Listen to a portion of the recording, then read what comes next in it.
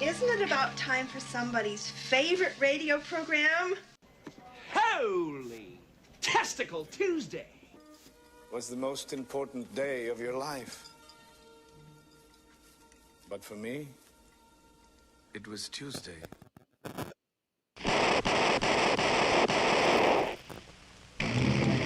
In A Shot in the Dark, you'll meet Peter Sellers as that master sleuth, that peer among detectives, Inspector Clouseau. He gets to the bottom of things fast. Elka Summer is the #1 sex pot, suspect. Now, Good morning, monsieur. The inspector spares no pains to break down her alibi, even to using the French equivalent of the 3rd degree. Oh, this is too much for a simple prison. Another suspect is George Sanders. Solving a crime of passion in Paris can be a very dangerous occupation.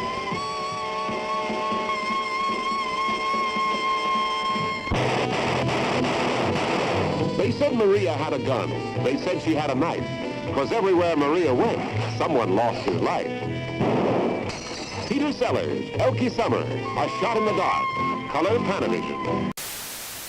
What a great trailer. This had nitrous oxide and testosterone. 1 second got reset.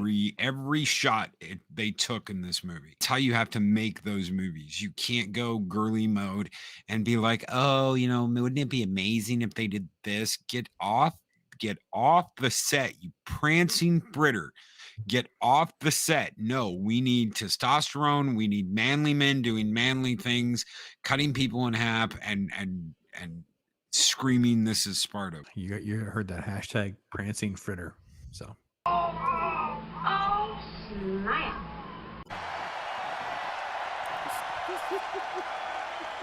For the thousands in attendance and the millions watching around the world, from the capital city of the United States of America, Washington, D.C., ladies and gentlemen, let's get ready to rumble!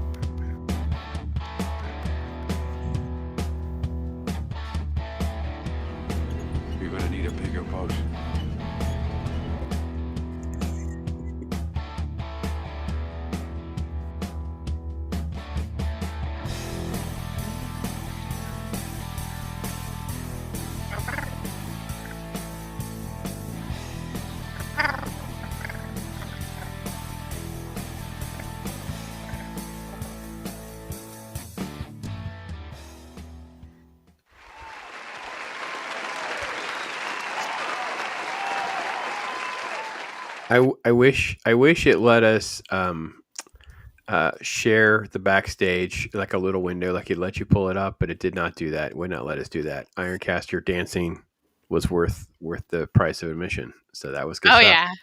That was good stuff, folks. And the hair flip. Don't forget the hair flip. Yeah, he's got it going on. He's got his little, yeah. So yeah, Pink Panther love, man. Oh, he got 3 or 4. He's got a Pulp Fiction move.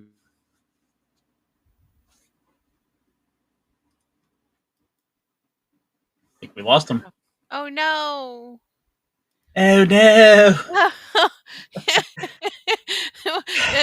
the detective guy got him. The commissioner got him. Dreyfuss, I knew it. Oh, nap. Well, folks, these are a bit of technical difficulties, so bear with us a little bit here as we are delving into A Shot in the Dark. I am Ironcaster, apparently sitting in the hot seat for Pops as he here we go. Difficulties. Oh, hey, he's back. There we go. Okay. I bumped the microphone improperly, and I think it just unplugged. I don't know. It was just went from nothing to the big yellow warning. Hey, your microphone just died. So, yeah, Ironcaster, you're doing a great job there, co-hosting the show. There we go. We're good. Thank you. Hopefully, you folks are out there. You're doing good. Let's talk hard. Let's do this. Ironcaster, it's a fun movie. Have you seen this one before? Oh yeah. In fact, not only do I I've got the whole Shout Factory collection. Perfect. Which I think is actually out of print and kind of rare now. Watch party at Ironcaster's house. I've got 5 more.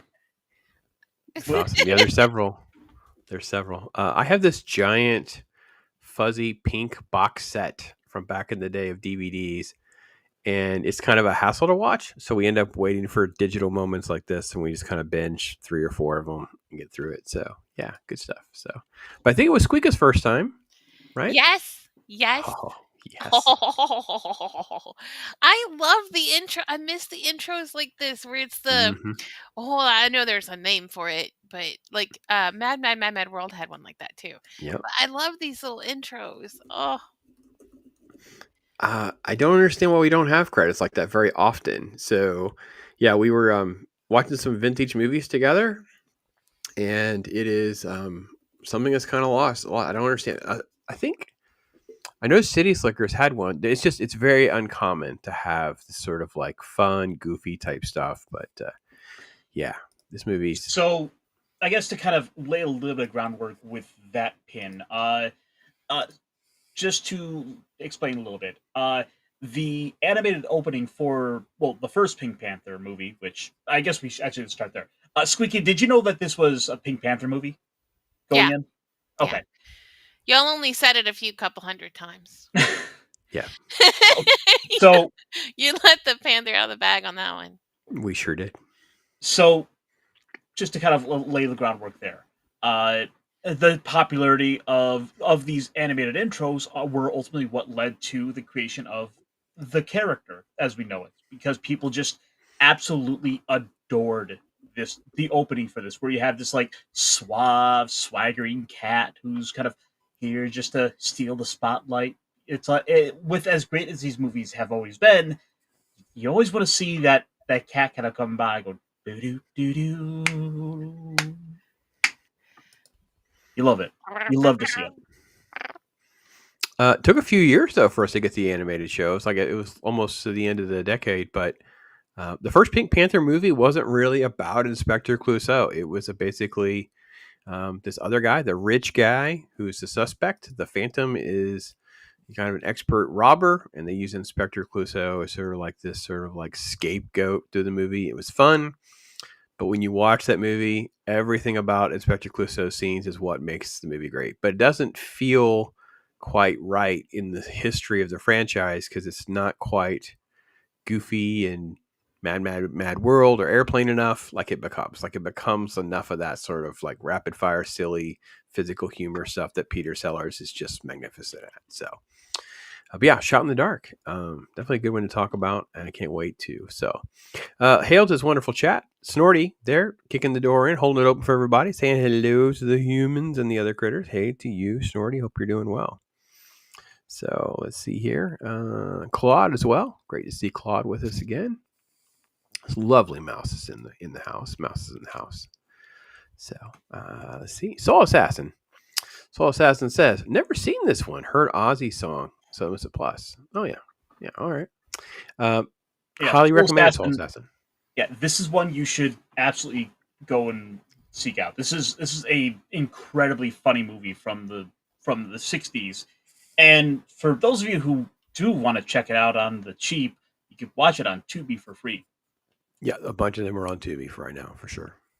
So, yeah, this is the second movie, Pink Panther. And they set everything up pretty good. We don't have any major issues following anything in this movie. And then the follow up to this become a mess where Peter Sellers, and the director Blake Edwards, they didn't want to do it the way they wanted to do it, so they left. They didn't do the next film. So that's the Alan Arkin one, and it bombed. So it took even longer to get them to come back. They come back in the 70s, and it's called The Return of the Pink Panther. And it literally is like in case you've never seen the original 10 years ago, we're going to tell you about the diamond. We're going to tell you some of the backstory. We're going to set everything up for you. The only thing that is weird is, and I can't your take on this, because the police chief is not in jail. He's just, everyone pretends what he does is not illegal, I guess. So, well, also it was just the reality of like, he is so charismatic. You can't help but love the Inspector Clouseau character. It is a masterwork of performance. Yeah, he is a cute little dumpling. Not gonna lie, he's adorable, isn't he? I did. Cartoon was a cool cartoon. Yeah, I know. We all loved it. I loved all the little shorts, all the little cutaways and stuff. Were so much fun. Stark is in the house. Great to see Tony in the house. Awesome, man. Great to have you, my friend. Hail, Tony. Yeah. All right, SQUEEKA. So some general first impressions on our little comedy binge tour that we've had with you lately. We've given her a crash course now of stuff here on Talk Hard, and then she's had some first watch reaction videos with me. I got a brand new one that's coming your way. I know I teased it before, but had some stuff happen here at the farm. Couldn't get some stuff done, so I still have to publish Some Like It Hot, which I think you guys will love. Her reaction in our conversation about that. But everything from Blazing Saddles to Airplane to Naked Guns, all different things have gone her way, and now we're adding some Pink Panther fun to it. So, did you have any frames of reference going into this movie besides our general talk about it? No, not really. I feel like I've seen the original Pink Panther, but it was like eons ago, probably, back in the 1700s or something. I don't remember when, but so I don't remember much of it. I went into it like I thought about rewatching it, but I was like, no, I just want to watch this one for what it is. And I mean, there's something to be said for these old comedies. Like, I loved it. I love the silliness of it. Like the scene with the guitar and the pulse. Like that's the one I wanted to need see your more of reaction these to. comedies, just because, like, and it's the silliest, like this, like with the pool sticks. Where he's like, "Can you put my pool cue up for him?" And part of you thinks, okay, I know he's going to mess this up somehow. But then the grandeur with which he goes and all of them fall apart. And then he gets it, like, somehow gets the pole thing stuck up his shirt. Like, and one of my favorite jokes is, "What did you say?" Like, where he's always like, "What did you say?" Nothing, sir. Like, I love that running gag. Mm-hmm. There are some photos there where he looks like Mark Zuckerberg, and I can't unsee it. Right there. Oh, a little bit, yeah. Thanks for that. Now I can't unsee it. You ruined the movie. Yes, the bridge cue. They just do such an incredible job of mastering just so many key elements to this movie. And Blake Edwards, the director, doesn't get a lot of credit. He's basically treated as a generic Billy Wilder, who's the director of Some Like It Hot and The Apartment, SQUEEKA. So it's like a generic version of that comedy. And really, other than A Shot in the Dark, the critics don't really care for all this kind of stuff. Like they like this one, but most of the other ones they don't. I will humbly disagree that I love this type of humor. It's a little smart, a little more clever. You have to have a fearless performer like him who's willing to, I don't know, have his pants ripped off and run around behind a freaking guitar. And just there's so many silly things that are happening. Yeah, Fred, great to see you, man. Thinks this movie's classic. It's first Pink Panther to include Chief Dreyfuss and Kato. Yeah, I love Kato. Oh yeah, Kato's the best. So again, the first movie is not about Inspector Clouseau, right? It was a different sort of thing, and they kind of had to lean into the popularity. Like, there's just no other way to describe how it all went, because it took them by surprise. And I totally get it, because I watched the first movie. When do we watch it? A year or so ago. And Mrs. Pops was like, I don't remember this not being a Peter Sellers movie, because he's not the top bill. David Niven is. And I'm like, yeah, you kind of forgot, huh? Yeah, it's not really about him. However, I'll say in that movie, the women in that movie are just gorgeous. Not to say that she's not in this movie, because she is beautiful. But the women in the other one are just, they are fall down gorgeous. None of this is to say that the original Pink Panther is a bad movie by any means. It is a really solid movie. I really enjoyed it, but it's no A Shot in the Dark. Correct. Shot in the Dark is a masterpiece. It is definitely one that we probably forget about when we talk about sequels that are better than the original. I think we all talk about and have fun little nerdy debates and talking about Aliens versus Alien and Terminator 2 versus the original, and love to have Godfather 1 and 2, and there's all these different conversations, and we kind of overlook the fact that Shot in the Dark Highlander is... 1 and 2. I'm going to put you out in timeout. Don't go there like that. See, Squeaky says this so I don't have to. She's just picking up the breadcrumbs of trouble is what she's doing. So, yeah, no, there's tons of stuff. I mean, listen, I'm not trying to shorten or dismiss any of the resumes of these folks. There's a ton of great stuff out there for them, for sure. So, yeah, the intro I think is nice because we have our little setup for everything, and then yeah, you do get fun new stuff too, where you have the Kato gag. Oh, the Kato gag. Oh my gosh. Well, even the intro scene where there's the doors and the guy, okay, this guy went into this door, but now this guy comes out this door. Like, just, it's such a masterpiece.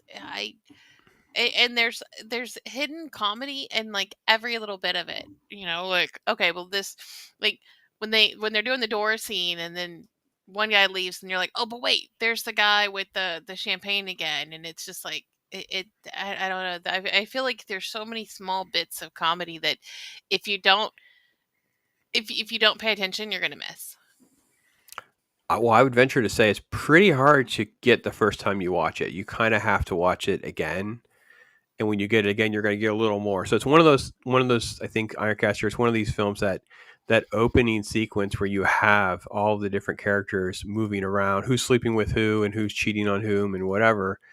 You'll get a better appreciation once you know who everybody is, because it's a little hard to know. Well, who is Henri, and which is his wife, and who is she sleeping with, and who is this Miguel, and what is with the chauffeur, and yeah, it just keeps going. And by the way, some of the names are great, because if I learned any one thing from this movie, it's that the French are horny people.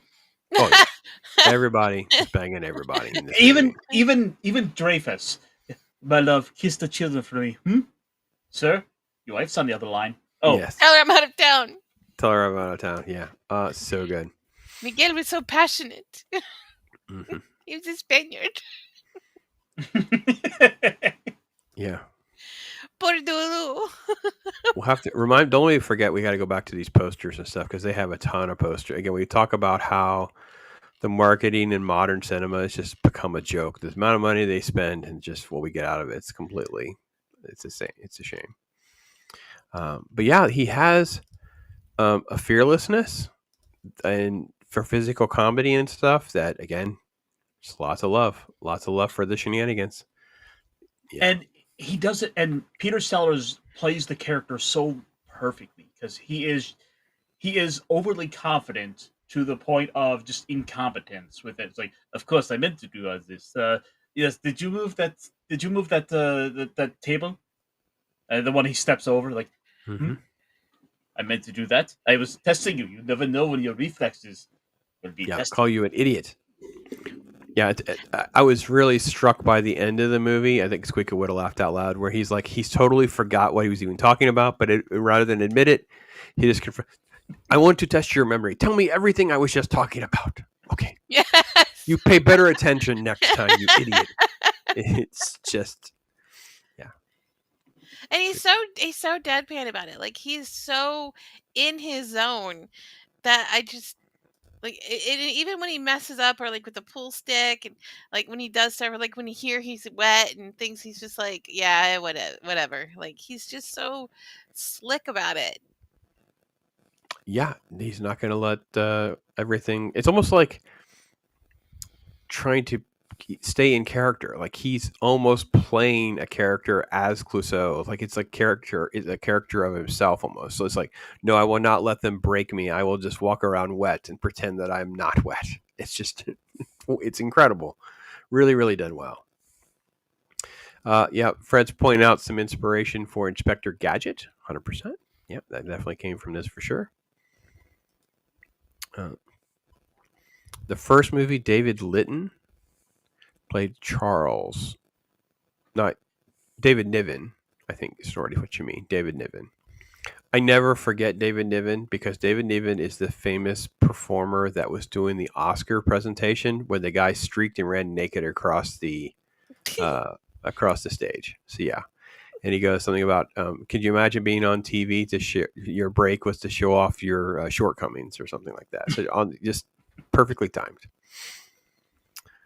DJ Ronnie G, come walking in the door. Great to see you, Ronnie. Think we're Kung Fu. Well, yeah, we got some Kung Fu in this one. We got a little Kato action going on. So, and no karate. Yes. But when it comes to like when he's stuck in a scene and it's time for him to do karate, he talks about it, but he doesn't really like actually do it. He gets stuck and he's like, chop, chop, chop, like. Especially there at the end, I was like, oh my gosh, whip it out! Like he was not doing his karate chopping. Yeah. Yeah, he's constantly in a state of just chaos, and I think I love the fact that, and this is what they're bringing up in comments here, is that and IRONCASTER I think posted about this on our private talk hard thing, was about the fact that how funny it is versus like it's not just one twitch, it just keeps getting crazier and crazier in the voice. He stabs, he hurts himself repeatedly, like the gags just keep going. There's no sort of end of what they're willing to do for a change. I love that. Well, and then you notice it, like he's sitting there talking with the letter opener, and I'm like, this is not gonna end well. This is put it down. Yeah. This is not gonna. Oh, call the doctor. I've stabbed myself with the mail opener. It's like, yeah, I saw that coming. Oh god, it's one of those gags that you could always go back to. You just want to find other things for him to play with. Like, I think in the sequel, he has a gun that is a lighter. Yep.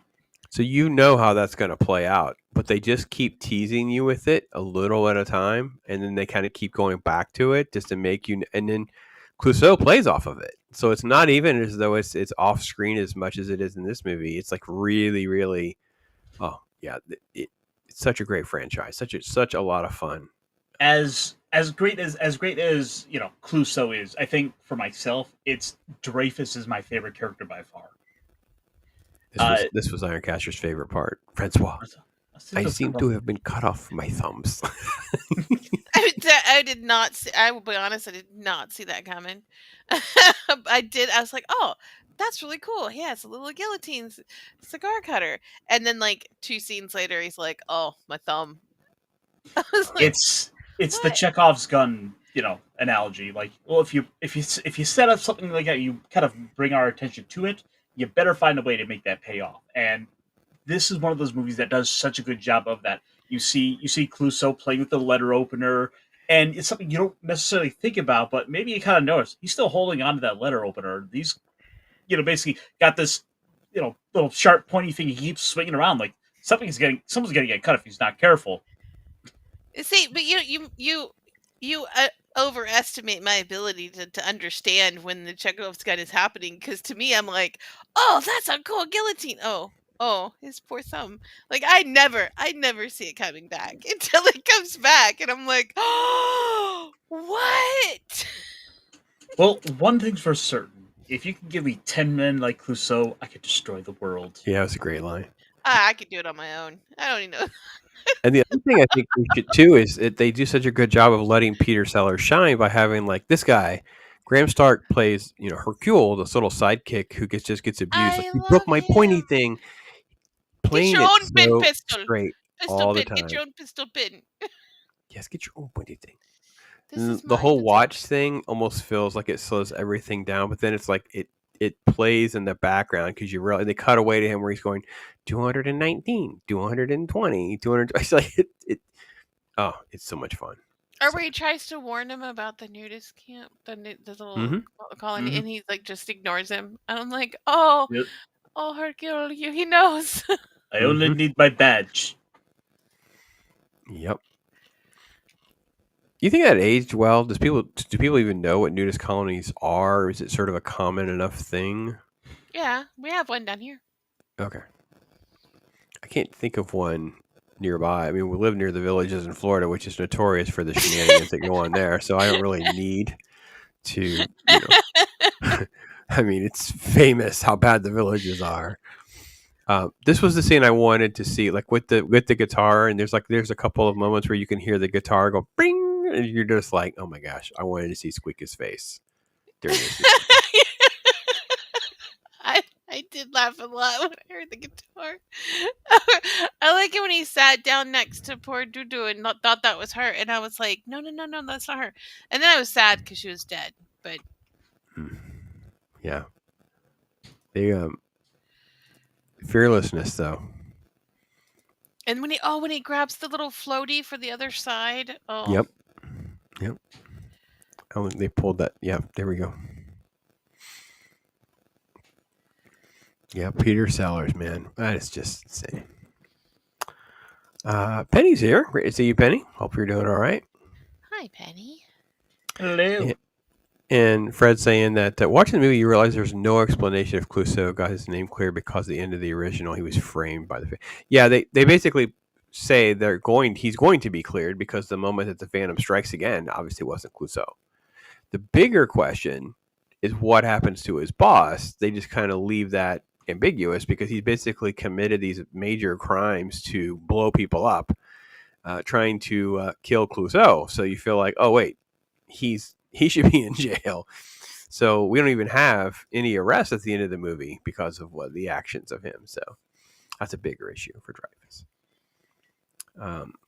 Then he's jumping into a little bit about the music. Yeah, absolutely incredible. The music is so key to this whole franchise, and it just threads together in a really nice, underrated score. I was thinking about that recently, IRONCASTER. You'd probably have more. I don't know, Squeaky, do you have any movies where you think about the music being so significant? Because I was like, Superman is known, by its one of the best scores of all time, or things like all the John Williams stuff, like Superman and Raiders, Star Wars. I don't really think the score for Jaws, it's got his epic moment, but the score itself overall. But if you go back and you listen to these different ones, there's so many little songs and music that's transcended things. The Pink Panther one is really, really underrated. They have different versions of that little song and different things kind of threaded throughout this entire movie. It was really, really impressive. I enjoyed it a lot. There's not a whole lot of soundtracks or scores that have that are on that same level. Like you can kind of name them on one hand. It's like Pink Panther has it, of course. Superman is certainly up there. John Williams is absolute master. Star Wars is on that level, and as well James Bond. I mean, just the idea of a James Bond theme song becomes a whole conversation in and of itself. Yeah, James Bond would be a pretty good comparable example to Pink Panther. You guys in chat, let us know what you guys think of some other ones that look like that. I mean, Conan is like this epic score, but it's so different because if you're a fan of Conan, you kind of love it, right? You also have like soundtrack stuff, which is like the Highlander type thing, where it's more like soundtrack driven. I know you love the Transformers, the movie soundtrack for that reason. Like it's the soundtrack, though, not the score per se. Well, in that particular case, it was just sort of the combination of all these little moments building up to a great monologue. The music is hitting just right. It's just a master of the blending of all these elements together to really make a scene like that work. Whereas in this case, the music speaks for itself. Squeaky, did you have sort of like Pink Panther, I want to say, knowledge or experiences much? Because obviously you talk a lot about how you have knowledge of these references or things that are kind of like in the world's lexicon, but necessarily not seen the source material. So you've seen the cartoon or anything, or do you have much Pink Panther experiences going into this? Yeah, I knew of the cartoon for sure. I used to own the cartoon. But I mean, bits and pieces. I hadn't seen this one. But I mean, and I knew of Peter Sellers. Like I knew of things he'd done. I love Mancini. Like I love his work. Mm-hmm. I've probably owned the soundtracks and scores to more of his movies than I've watched. But I had a little bit, a titch of background knowledge. I knew what I was getting into. I didn't know it was going to be this funny, but I kind of knew what I was getting into. I feel like this is way more comedic than the cartoon and the original Pink Panther movie. Okay.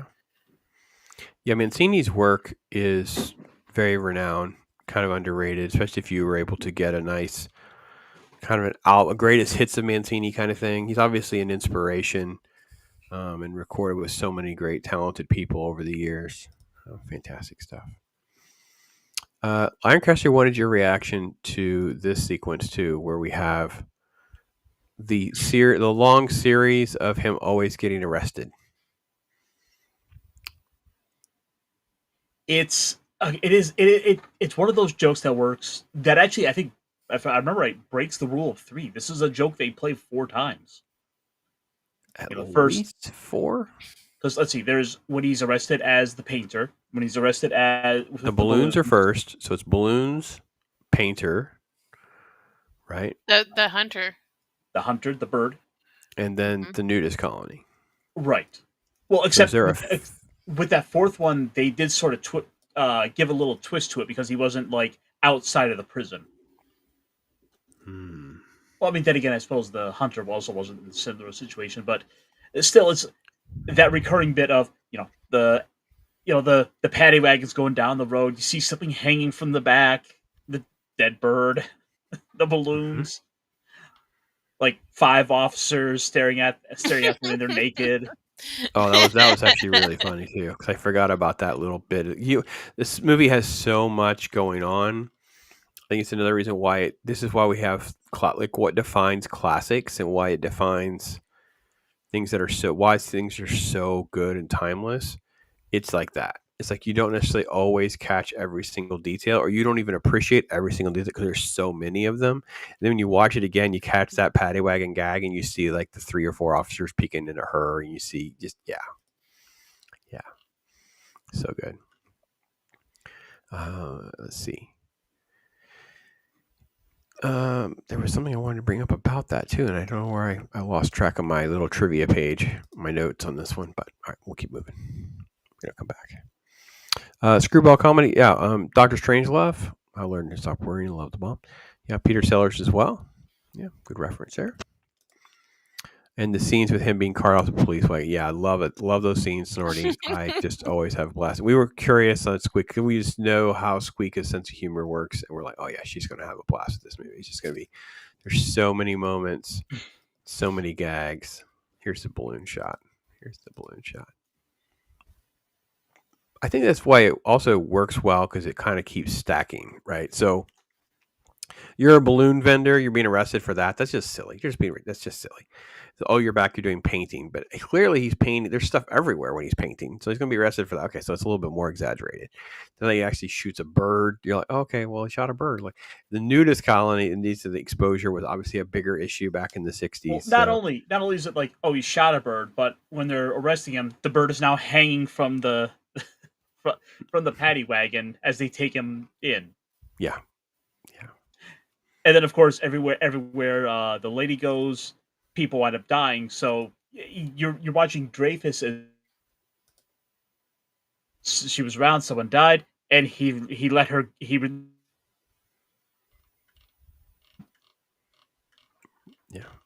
Just losing it. What's not involved? I did love the scene where with all the murders, where like they were toasting and the guy got shot, and then they walking out and they get in the car and the guy got stabbed. Like I just loved the little montage of gloved murders. I was like, oh, who's next? Poor guys, the poor little Russian dancer. Like, oh. Oh right, okay, yeah, right. I can see what you're saying. So they're taking out Clouseau, right? Yeah. So. And it is also a clever movie when you watch it again. You're like, okay, well, so the person that used the knife is probably the person throwing the knife, and the person that killed so-and-so is the person that did this. And yeah, it was really, really fun. Great casting. Look at how crazy this guy looks in his face. He's got crazy eyes. All right, well, this whole sequence is great because you're like, it makes you want to kind of go out and have this night on the town. We're like, yeah, we're going to go watch the the Spanish like flamenco dancers like getting down.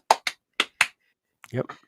Then we're gonna go have a night with the hula girls, and we're gonna go and with some Cossacks.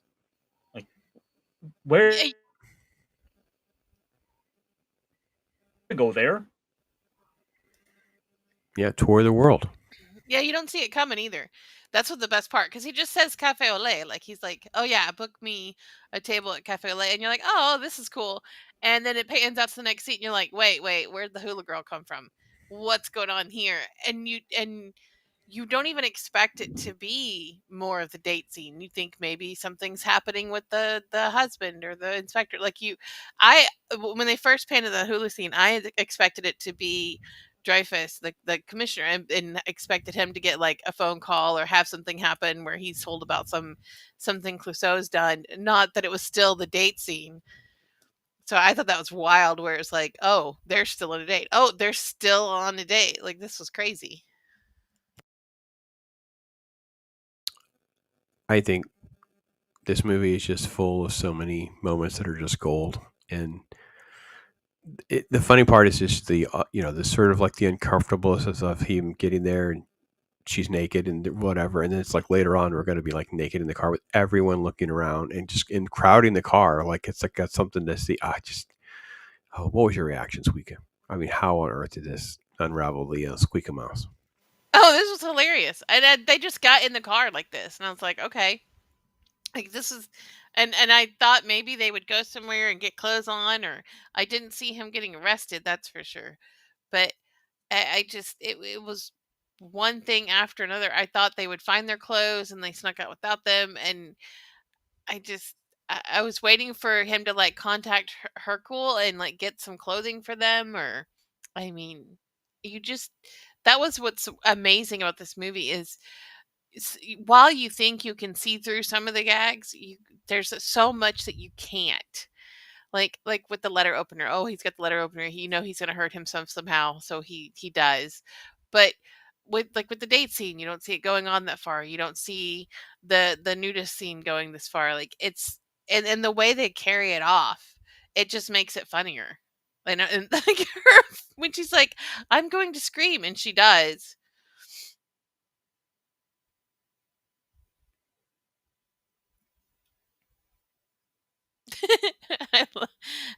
And I do have to say, I approve of the fact that Peter Sellers is a fuzzy guy. Just gonna throw that out there.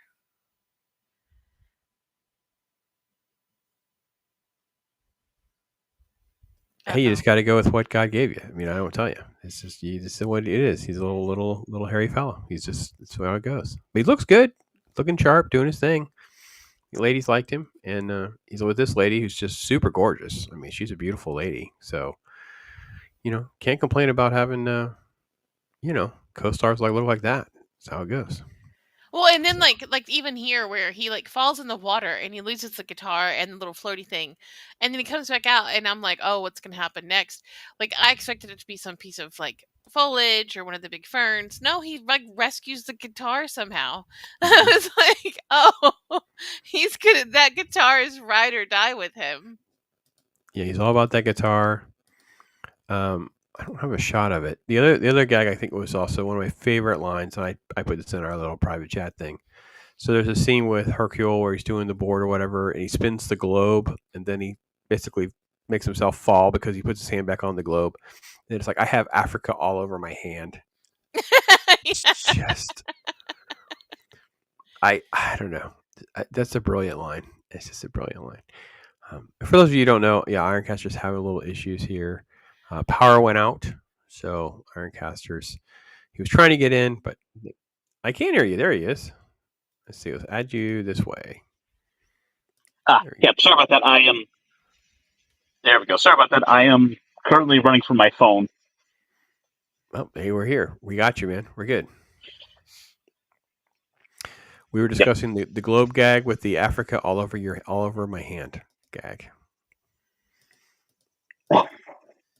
That's a classic. Yeah. Let me get. I'm going to just skip ahead a little, just back to these posters. I wanted you to see. I know we talk a little bit about poster art and how much we love this kind of stuff. So let's just do that real quick. Let me add an Ironcaster back in. I think we have a different version of. There was certainly a stylized way they would market these things that wasn't just, the same 50 heads being argued over who gets to have what billing. And look at that! Look at this, completely different feel for this one. This one is Poland. Oh wow! And here's this one. We don't do posters like that at all anymore. That was a very widespread poster, what a lot of people saw. Interesting. Meet the inspector who's always on the job. I love the gig of he's on again, off again. You're back on the case. You're off the case. Oh yeah. And it was like every time he got on the case, he was like fighting Kato. I was like, this is awesome. This is gold. And again, I think they're on Tubi, SQUEEKA, so if you needed to get it, you can see. So the sequel, the true sequel to this one, The Return of the Pink Panther, is on there as well. And you're going to see the exact same gags. It just feels like the continuation of the story, like it's the next case, so to speak. So here's one's a little more arty. I like that. A little more cool art. And there's the Panther. And we're back to him. So every time I watch this, I just have such a pleasant surprise, pleasant time. Even when you have gags that you've kind of gotten used to that are not belly laugh out loud or anything like that, but I'm amused. Can we just be amused? Can we just have comedies that make us happy and we feel joy? Like, can we at least just get there? Because you talk about that all the time. It's like, can we just have fun? Like, can we just smile? Can we just do that? Yeah, there's just laugh at the commotions going in the room, the silly things like him breaking the phones, the lights going off at the wrong time, the clock issues. Like even here, where not just the watches between him and Hercule, but they're like, no, it's 7:55, no, it's 7:52. Like just there's so many silly little pieces in here, and like why can't we just laugh at these things? Why can't we just have this kind of sorry, his face. Look at this one. This humor, where it's just like this and Some Like It Hot and Airplane, and I mean it's just silly. Look how serious. Look at that. He has such a good job of leaning into this. Or even stuff like with the Cossack and the flamenco dancers, and that even their expressions were funny. Just not worry about offending people and just have a good time with it.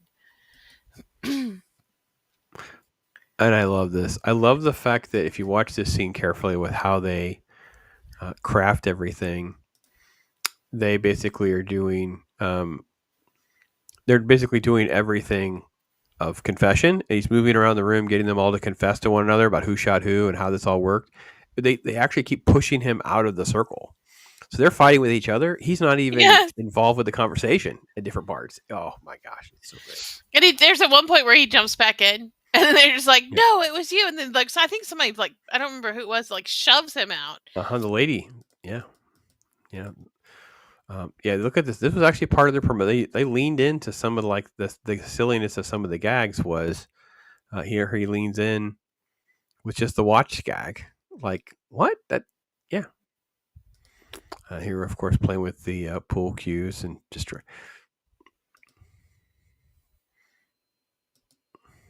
him fighting with Kato. Yeah, it is weird, SQUEEKA, if you go back and you go to watch the originals. The first one where it's not about him, it feels weird. Because it's not about him.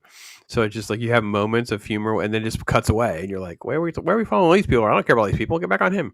But it's just that was how things changed. It evolved over time where it became an Inspector Clouseau franchise and movies. And we didn't have, I think that was Fred who said it, right? Fred was accurately, there wasn't a Kato gag in the first movie. It starts in this one. That never stops. It's always good.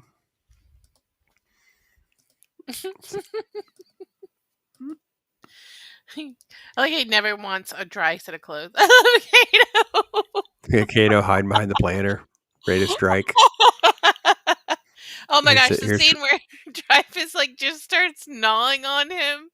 Yeah. I lost it. I was like, He just snaps. He blows up all of the criminals and then just starts chewing. It's like, I want you dead so much. It's just, yeah.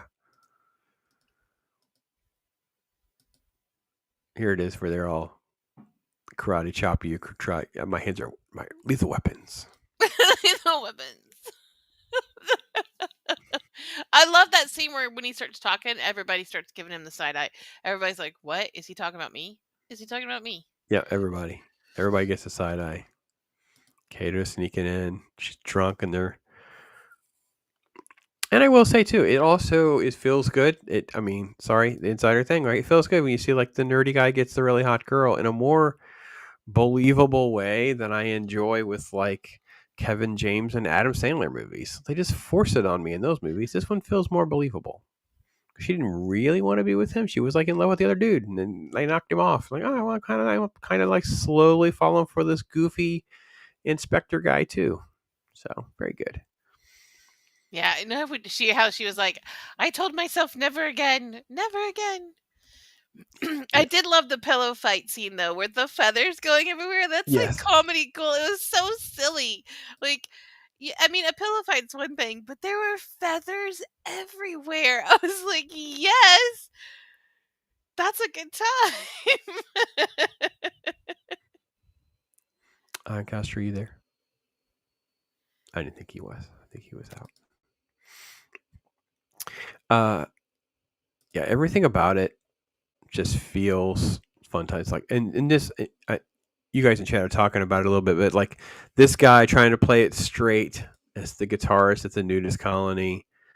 The guy, it's the clerk at the nudist colony. Oh, there's the crazy. This guy, here we go. This is this is George Sanders. George Sanders, he plays every scene. Every scene he's in, Clouseau is usually like over the top, insanely dumb or physical. I mean, but yeah, I think you're absolutely right, Sonority. His ability to keep a straight face and play it straight off, it's fantastic. Really, really good. You guys have some other favorite scenes in chat? You guys have any other favorite scenes we should talk about? Let me know. It's hard to pick a favorite scene, to be honest with you, because they're just collectively silly and collectively fun.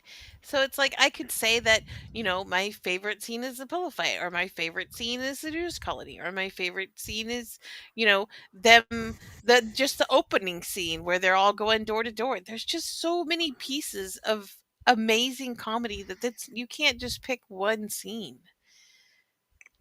Yeah, I agree.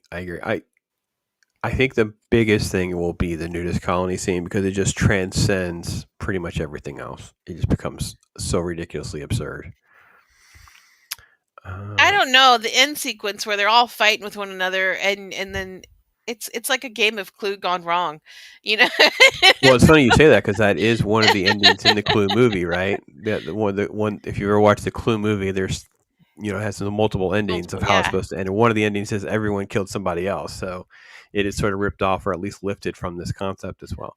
But then for them to all get in the car together, like after right. they're done accusing each other, they all get in the car together and then boom. It's like, like that to me has funnier points than the nudist colony sometimes. It's so hard to pick a favorite scene.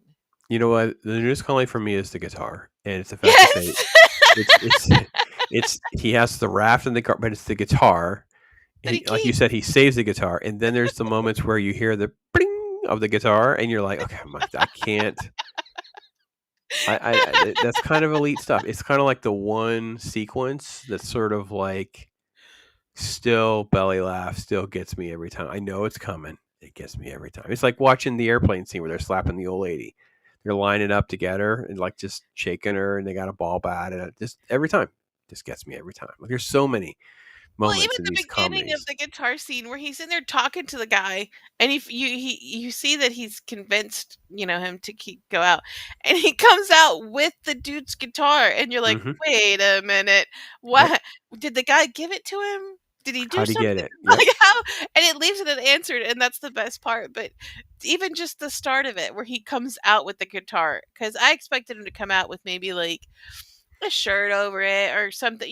I expected to be covered, but not taking the guy's guitar. And that was the best part. It was, oh, he's got the guitar, because they made such a focal point of the guy sitting there with his guitar. Yep. They just don't address it, which is the best way to do it. The other thing they do too a lot is there's a ton of smoking gags. Oh my gosh, they're smoking, they're not smoking. Cigarettes are wet, they won't light. Lights his coat on fire. I mean, there's just so many great gags. Cigarettes and smoking. It's awesome. Snorty, you are right. In the first movie, they did not have his French accent dialed up as much. This is the first movie where it starts to get pretty thick. And it becomes an ongoing gag in the franchise. I think that in the Return of the Pink Panther, there's like scenes that are playing. It's like, what is he saying? Like they're doing it on purpose. Like it's fine. So, like that.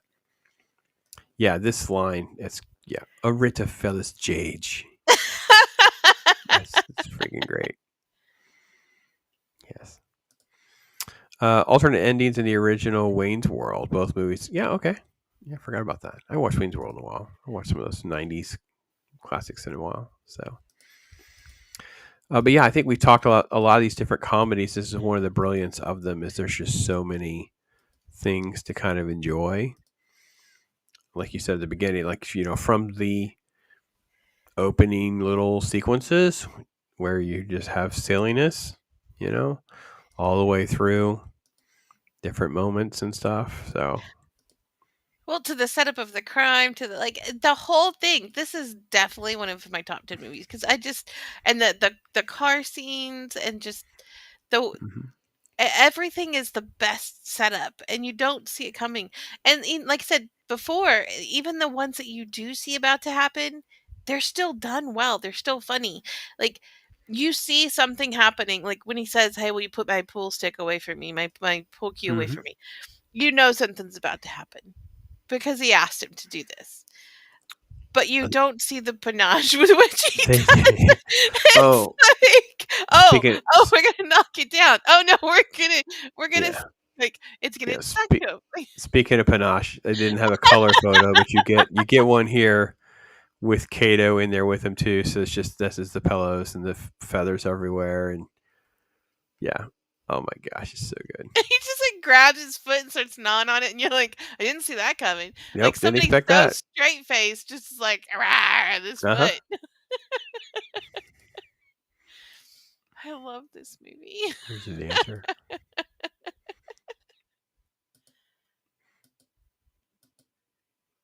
There's another one. That's good.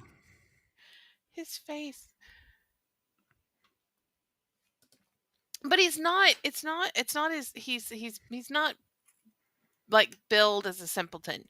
Like everything he does has purpose. No, he's bumbling to the truth. That's the irony. His gut instinct. So the entire gag the whole time is there's no such thing as he contradicts himself constantly, because he talks about facts and instincts, two things that completely contradict themselves. So he bumbles his way along, finding the facts. His instincts is basically because he likes the girl. She's hot. But his instincts were right. And he keeps bumbling his way through the situations. And this movie is sort of an inspiration for so many things. You'll see this with like a Don Knotts and Tim Conway type of humor. They did one together called Private Eyes, which is like a little detective buffoonery that kind of leans into the same. They just kind of like luck their way through the process of who did it, like a whodunit.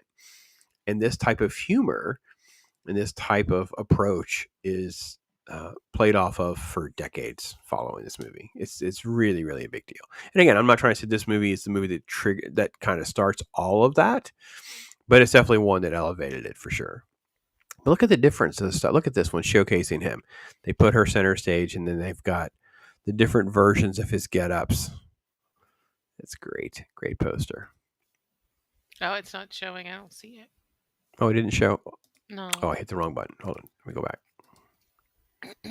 Bloop, bloop, bloop, bloop. There we go. There we go. The guitar. Yeah. It's balloons. Here's the other one. The painter face, the Oh, French. her with the gun. Mm-hmm.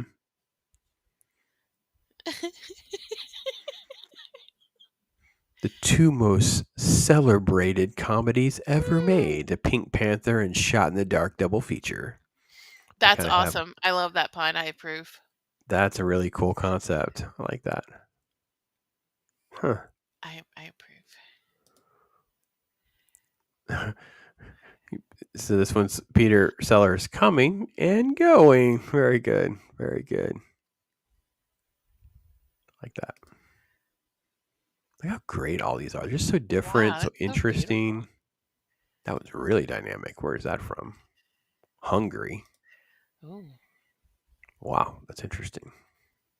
I like how the eyeballs are highlighted and they're looking at one another like Yeah, they're one beady eye on the other beady eye. Yeah.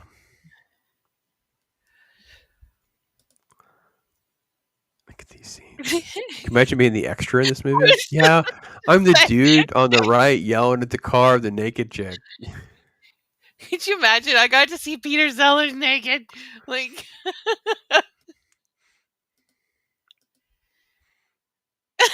She biting his shoulder in that shot? Yeah. They captured that, huh? I got to gnaw on Peter Sellers' shoulder. That is so funny.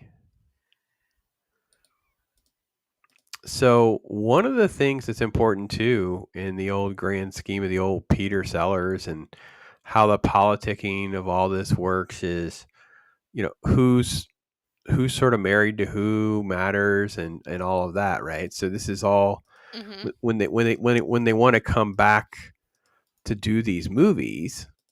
Part of what the studio wanted was they were going to give Blake Edwards, because Blake Edwards is the director of all this. Obviously, it wouldn't have took off if it wasn't for him, but they weren't real thrilled with him. So they were like, you're kind of old.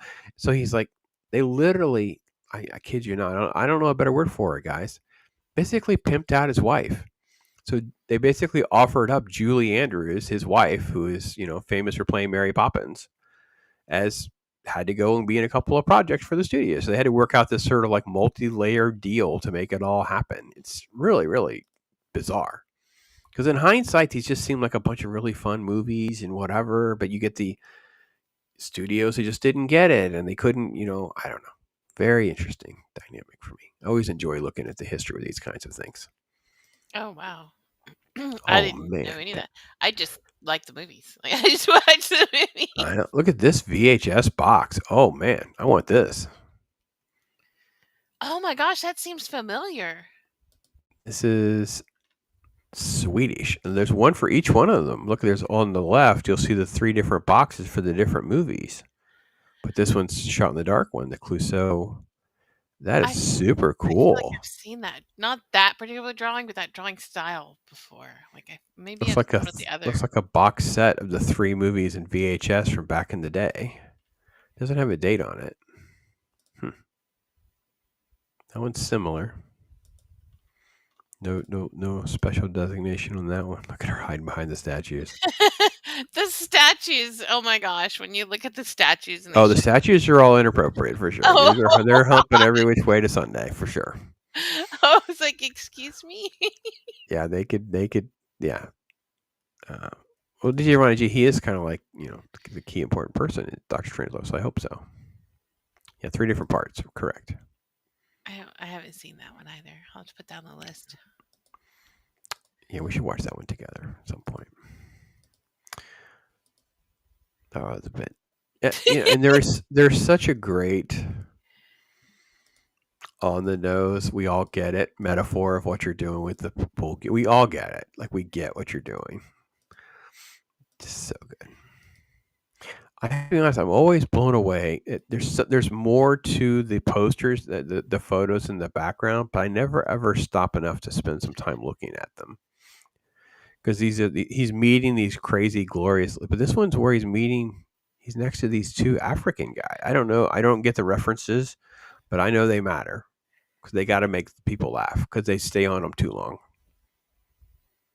That's awesome. I love how flustered he gets when she appears too. Like when in this scene where he's like prepping himself to talk Mhm. to her in the office, like really grill her, and gets the light ready, and he's like, I can do this, and then she shows up and he's like, oh hi, I just, you know. Yeah, of course you're all flustered, and obviously, and that bump on your head. Oh my gosh, tell me about that bump on your head. It's like, yeah, I know. Yeah, so good. Or like when he first sees her, you know, yeah, he's just, oh, I love how cute he is. That's when he sets his pants on fire, isn't it? Yeah. Mm-hmm. Well, here we go. Here's a good shot of the. So he's walking out for the first time, and you're sort of distracted by the fact that he's naked with a guitar on. Meanwhile, center stage is the shenanigans of this crazy statue that they filmed around. Like Yeah, I don't understand what's going on here. Like, you don't want to. It's a lot I going on. don't wanna. It might be in the village. It might actually be in this village's center square. I wouldn't be surprised. Yeah. That's my reaction to the statues right there. That's that guy's face. What is happening to those statues outside? The movie right there. Like. Yeah. I must have your guitar. You cannot take this man's guitar. Oh gosh, when he starts the winking. The eye twitching. Onto it. Yeah, the twitching. I didn't catch on to it at first until it's kind of got a little more obvious. I do confess it's one of those parts that I missed. But the movie is full of those where it's like, oh wait, how did this happen? And you kind of have to rewind. So I really, really want to watch this one again, just because I think it's going to be funnier the second time around. Yeah. Oh, here's a great shot of Kato in the shadows. Ooh, you can barely see him in that shot too. That's funny. He's right over here in the shadows. Oh, that's scary. It's creepy, man. He's awake. He's like, something moved. Did I hear something? Kato's gonna jump on top. That's funny. I like it when he's like, you have to plan it for more inopportune times, and Kato takes it to heart, and he's like, yes, like jumps him immediately in the bathtub, and the bathtub, and you just hear the splash water everywhere. And I like how over the top the gags were, just because like it adds to it. I know that some people be like, oh, that's a little too many feathers, or there's no way the water would splash out of the tub like that, or you know, if he fell over. There's one scene where somebody's getting splashed with water, and it's like almost like a whole bucket covers him. Correct. But that's what makes it beautiful, is the over the topness of a lot of these gags. You have to go absurd in order to get because that's the laugh, right? Because it's like, and Sellers it's funny that it happens. Straight-faced, yes. Yeah. He's like, I fall in the water, but then he's so straight-faced when he meets, you know, the Mr. Ballon. He's walking through the mansion, and you just hear everywhere he goes. Are you sure you don't put the robe? Nope. And it just never stops. So it's like, it's funny how and they'll just let the gag kind of run its course, and then just you're not going to say anything. So, for instance, like we talked about Clue, like there obviously is a lot of inspirations of this and stuff where he's allegedly stepped in some dog poo. You have all the different characters that are sniffing, like, you know, the sniffs, and they let it go a couple times, and then that's it. They just kind of let it go. It's absurd. It's ridiculous, you know. So it's like, yeah, I agree. I think that part of what makes this movie excellent is the fact that it is, again, I use that term fearless a lot for comedy. It becomes a masterpiece when it becomes that fearless. Ooh, here's a great shot of side eye. That's all. It's a great shot of side eye. Yeah, we saw this earlier. That's when I started talking about. Like, I love how all he does is says, like, he'll say something along the lines of, and when he or she committed the murder, and then it pans over to one of the people in the room. Yep. The killer in this room, and they cut over. It's just like everyone pauses. They're all looking around at him. That's before. Yeah. Look how great that's done. Look at the set design. It's so elaborate where they filmed on, I don't know what mansion this is. He leaves the door open. I love the door scene even. He falls back through it. And it's such silly stuff like that where you like I said, you kind of expect it, where he's fiddling with the door and you're like, oh, something's gonna happen to the door, something's gonna happen to the door. But then he walks away for a moment and you're like, oh, I guess not. And then he falls through it and you're like, ah, like it's expected but not expected. And I like that about this movie. Yeah, when you know that it's coming, but they still find a way of catching you off guard, or they'll double down on it, like the twitching or the letter opener, right? So it's coming. Something bad's going to happen, and they just run it out for so long. I don't want to say you forget about it, but you let your guard down. Then the next thing you know, he's like, "I need you to call the doctor." Right, because he wails it about. He flings it about for a while, and then he's like tapping it around and flinging it around. You're like, put it down, and then he does it, and you're like, and then he turns. You're like, oh well, gag's over, and then it's I need my arm, and I was like, oh, called that. Yeah, so many good moments in this movie. I actually kind of wanted. I need to do a scene. I need to do it sometime. I need to read the chalkboard. There's a chalkboard in the scene when they meet, and there's all this stuff on the chalkboard, which you can't always make it out. When he's talking to Hercule too, like, yeah, I want to, but I feel like it's in French. Is it in French or English? I think it's in both, but it also feels like it's Clue. Like I think on the right next to his shoulder it says Mr. Body, so I feel like it's in Clue. It's like playing a game of Clue with the way it's laid out and stuff. I don't know. I feel like I need to spend some more time looking at it, but I feel like it's supposed to be Clue. Like here's the characters and here are the rooms and here are the, you know what I mean? I feel like it's supposed to be like a Clue parody in that shot. I don't know. It's super funny. It makes me laugh. So you guys in chat, you guys got quiet. Tell me what's going on. I like too that you feel like you know who it is from the start of the movie, but that it does such a good job of like moving suspicion to other places that you kind of doubt yourself by the end. Yeah, on the rewatch we had, I think it was last year or before, we were discussing that too. As a movie, we kind of paused at one point. We were discussing it, and she was like, "Is this the one where everybody did it, or is this the one?" And I'm like, "I don't really want to tell you." I'm like, "That's good that you don't know." You know what I mean? Because it's one of those things So I agree. I think it does. It does. Well, first off, he does really well is he takes it serious. So he sets up the fact that the gardener is kind of dirty. He kind of blackmails the rich guy, and then of course he's the first guy to get it. So your gut would be, okay, well now I gotta suspect, Ballon, the Monsieur. Yeah, and well, that doesn't really make sense though because of this scene or this shot, whatever. So they do a really good job with that, and that goes back to what IRONCASTER was saying earlier, like. IRONCASTER lost power. They lost power. So sorry. Yeah, and they're like covering, and then he's like, "Oh, she's covering up for someone," and it's it's back to the. And I feel like at one point he's like, "Well, she's having an affair, so it must be the wife," and like he keeps going back and forth of who's blackmailing who, and who it could be, and. So he's kind of like leading you in the audience along, right? Like, oh yeah, she could be hiding for somebody, and oh yeah, he is having an affair, so therefore it could be the wife. And the irony is, he is hitting the nail on the head, and then the go for it is, okay, everybody, all of that, all of it. And by the way, Dreyfuss is going to be involved, and you didn't see that coming. You know what I mean? No. It's like one of those things. No. Well, and even then with Dreyfuss getting involved, you at first you're like, okay, I'm pretty sure it's the wife. Pretty sure it's the wife. But then Dreyfuss gets involved, and you're like, that's obviously a man's hand. So maybe it is. Maybe it is the husband. But then you're like, oh no, maybe it's the.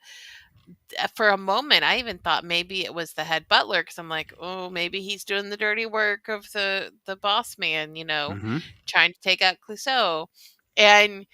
Yeah, I didn't see Dreyfuss coming at all.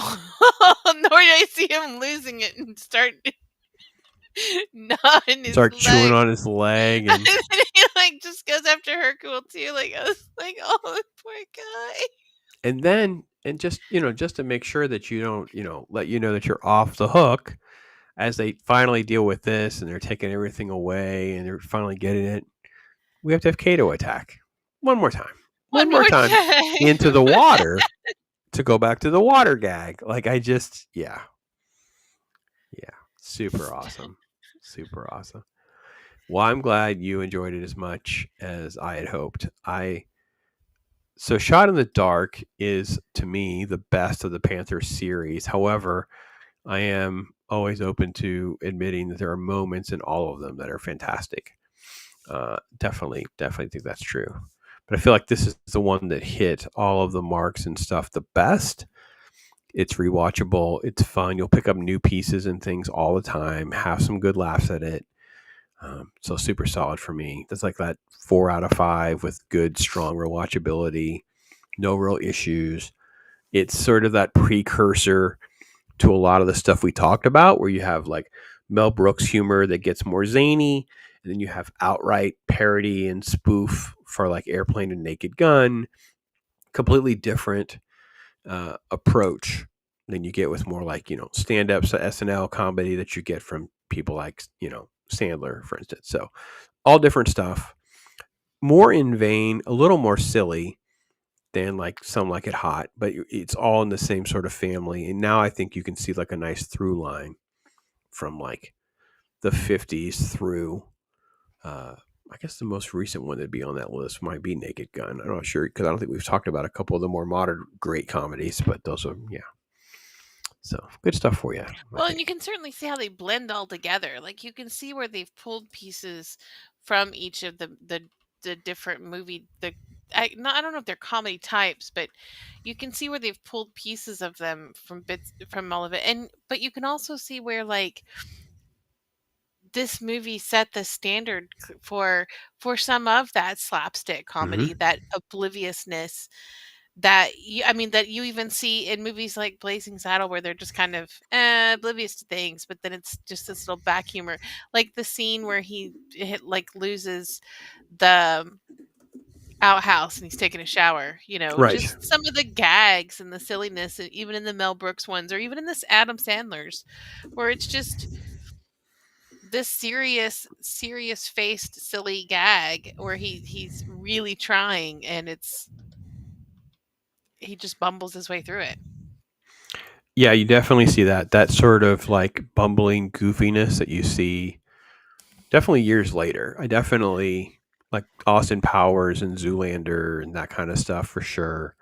And I feel like this one set the standard for that sort of kind of sidekick of the same type that is still a little bit smarter, but not smart enough to get Hercule gets some things done, finds some clues, finds some facts, does what he's supposed to do, but doesn't get all the way there.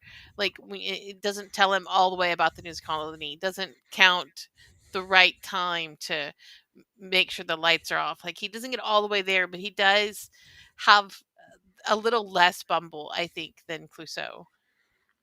Yeah, I think so too, and I think it sets up a lot of those sort of like sidekick characters, even if even Inspector Gadget, it's really the girl and the little dog that's always solving the crimes, and Inspector Gadget's kind of bumbling his way along through the whole process.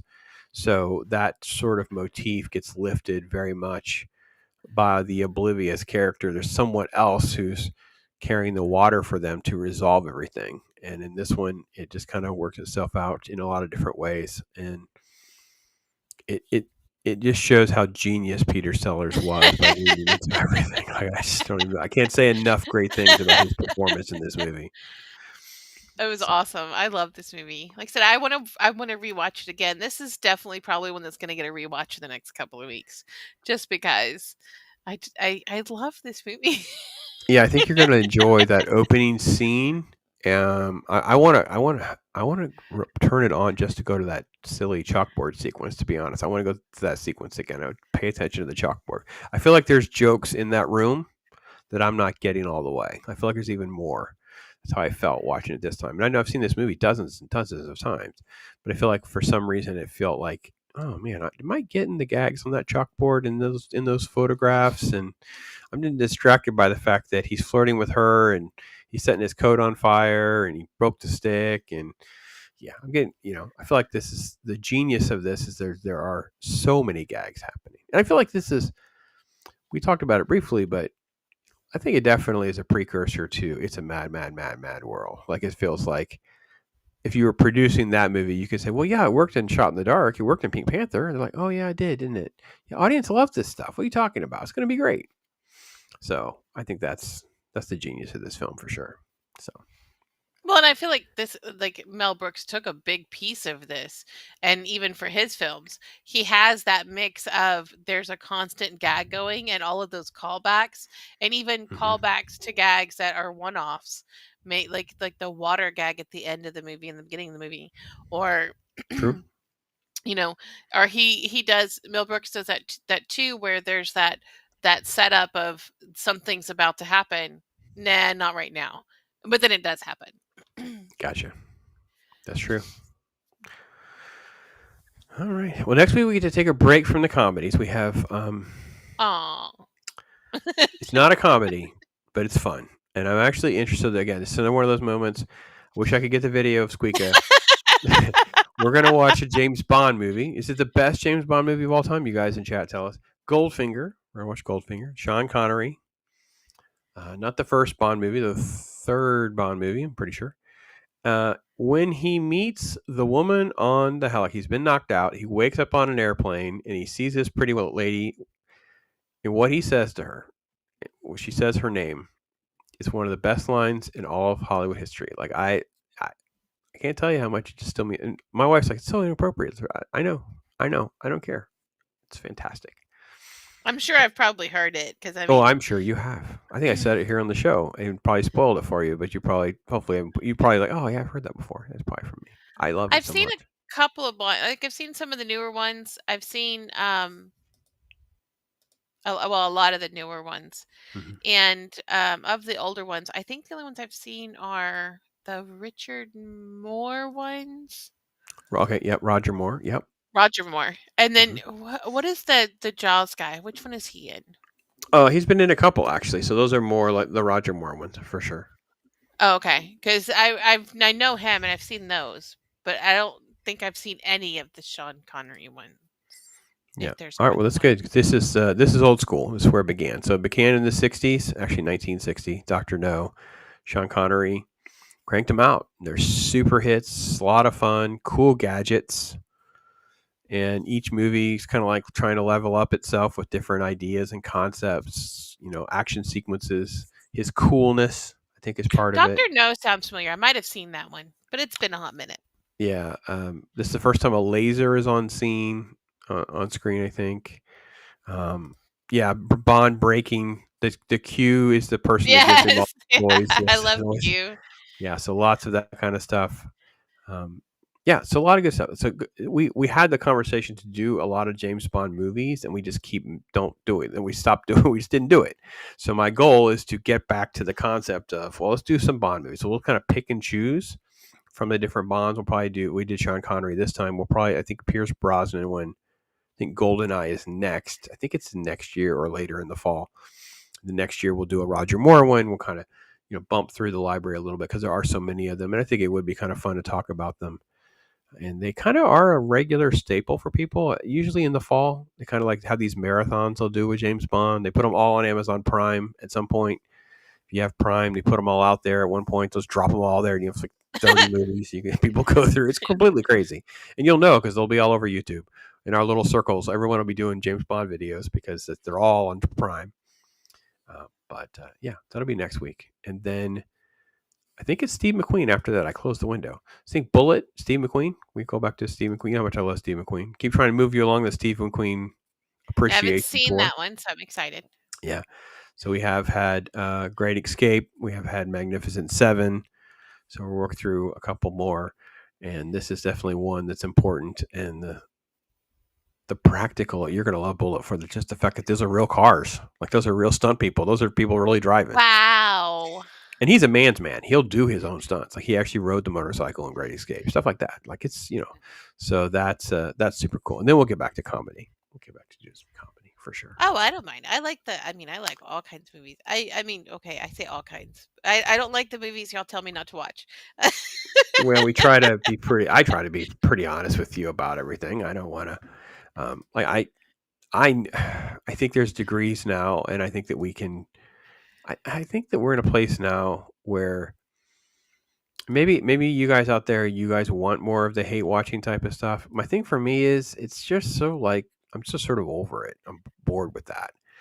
and so much stuff is now just sort of meh and mediocre. So I don't really want to hate. I can't really hate it. So I haven't done videos. You guys have been asking. I didn't do a video on Fantastic Four. I didn't do a video on this. Didn't do a video on that. It's like so everything is sort of like just like, man, it's all right. So I feel like I should do a video where like 5 things I like and 10 things I hate. You decide. It's like I just feel like, instead let's talk about some of this cool stuff that you haven't seen in a minute. Everybody got to you guys to bring watch it back. Goldfinger. Let's watch Goldfinger. Have a good Bring time. back the old time. Well, it's not just I see. I don't understand the whole hate watch thing at all. Period. Because I'm like, you have things to do with your time. I would rather go and I would rather talk, for the 15th time about a shot in the dark than hear people keep hate watching on something. Like let's go back to these classics and these movies, and even some of the not just comedies, but like Casablanca, things like that. Like let's go back to the movies that were movies, and Yeah. instead of picking apart what armor is not right or what this isn't done or this isn't right, talk about the lighting in them, talk about the stunts that are done, talk about what they had to go through to get these films produced and the wife swapping back in the Yeah, that was day. crazy. It's like, well, if you do this, can you talk to your wife and see if she'll do 2 projects with us? And you're like, wait, you're what? My wife? Like, yeah, that's what we want. We want your wife to go into contract. So we're gonna sign the contract for you to do a couple films, but you gotta have your wife do a couple. It's crazy, man. This world's nuts. I don't even totally understand the whole story behind that. I feel like I need to go read somebody's autobiography to get the real juicy part. But you're absolutely right. Somebody asked me, "Do you have a hot take on Star Wars?" You haven't done a Star Wars video in a while. I'm like, I haven't watched Star Wars. I watched Star Wars in May. It's my Star Wars day to watch Star Wars, and I have not watched, and I will not watch Star Wars again. I haven't watched any. What you tell me? I don't know what to tell you. Sorry. I mean, I love it. So the only way it's gonna keep it from getting killed for me, if I keep it contained, and then I can watch it in my portions of what I like. And instead, I'll just watch good stuff, and I'll get to enjoy first watch experiences with people like SQUEEKA and all I do other is people. laugh at movies. That's all Yeah, I do. yeah. Well, I mean, again, it's not the only thing. Like I had some great watch experiences with Baron. Baron Ormantag's been on me. We watch something a couple times a month. I was doing it with Gord King, and we're just, it's like, let's watch some stuff I've never seen before, and we'll also talk about some experiences. And I know some of them that you do. I'm like, oh, I need to watch that too. But then I'm like, no, I'm very strict about my movie watching, just in case it comes up on the talk hard list. I can't watch it yet, yeah, which I love because it gives me like this blockbuster feel. I feel like all of the good movies that people got to watch and wait to come out in theaters when they were like younger or back in the day, even in the 50s and 60s. That's my life now. Is what's this coming movie's out in the theater this week? right. Like, next week I get to go see the Goldfinger in the theater, like Oh, that's an interesting angle. I never really thought that is sort of like your experience in a lot of ways, and it's like, make my own popcorn. I can make my own popcorn buckets, y'all. that is funny. That is funny. Coming 2026, SQUEEKA will finally watch Highlander. Mission Impossible. I'll watch Highlander 2 first. So No, you will not. You will not. If you do, it's your fault. I know I am not responsible for your experience if you watch Highlander 2. I will say I got duped because it was hinted that the Renegade cut version of that movie was better. It was not better at all, and I still regretted my time wasted watching that. At least it was free on Tubi, because dear Lord, I'm glad I didn't have to rent it or download it even. So you can see it now. She quit the channel. What happened? She accidentally watched Highlander 2. Oh. It's so bad. It's worse than Street Fighter. I'm sorry. Street Fighter has a couple of things that I laugh at. And the problem with Highlander is it was supposed to be good, and the first movie is good. So I felt betrayed, and I'm angry. Like that's the difference. Street Fighter, I just thought was going to be a dumb video game adaptation. It was just worse than I expected with some couple of gags. So that's the difference between the two experiences. That's why I sat so quiet in Fantastic Four. My wife's like, "You didn't do a video?" I said, "Because I just expected it to be bad. So it is bad, and I'm just angry. But I was angry to start with, so I didn't really get angry. I'm just like, all right, it sucks, and I'm mad. But I So don't know. I just feel like, especially watching a lot of these older films, I miss when films were uncut and like dirty, and the just that old grainy film quality, and hmm people weren't afraid to sweat or have dirt on their faces. Like everything is so yeah. crisp and clean and computer cleaned up, and I'm like, no, y'all, leave it be. That make them human again. That's why I don't like watching movies. If I want to go watch a movie that's computer made, I'll go watch Toy Story. You know, like, Yeah, and I just think that there's so much realism with the way your body responds to that stuff because it's real, like it's legit. There's actually a car there, and I filmed on a location in a set. Like these people were sitting in the living room. It's probably not calling that's why they probably call it the drawing room of some giant castle overseas somewhere to film that final sequence in this movie. Like it all feels so good. And they were actually in a traffic jam. This movie had tons and tons of extras, things like that. So yeah, great experience. Great points. So all right, Squeeka, we did it. We laughed hard. we did. I love this movie. I'm serious. I want to watch this again. I'll probably watch it again 2 or 3 times the next couple of weeks. That's the way to do it. When you have a good time, you need a it. laugh. I've given you some good ones to pull from, so I love it. So, I do want to watch Mad World too, but I don't want to go into that one because we'll talk about it later. But that's another one, especially if you like this style of older comedy. Oh, I love that one too. Yeah, it was crazy. It was zany. I can't remember how much fun I had watching it. So when we schedule our time to talk about that, I'm going to watch it again another time. I had no problem watching them again. Folks, listen, Ironcaster, thank you, brother. I know you had power issues. You can't control that. I've had my own fair share. It is what it is. Love you, man. Hang in there. You guys in chat, you guys are amazing. Everybody out there, you guys take care. Be blessed. Until next time, you guys talk hard, laugh hard, and we'll see you then. Take care. Bob Ross, you'll never see me tripping. Got the vision, I don't even need assistance. Bob Ross.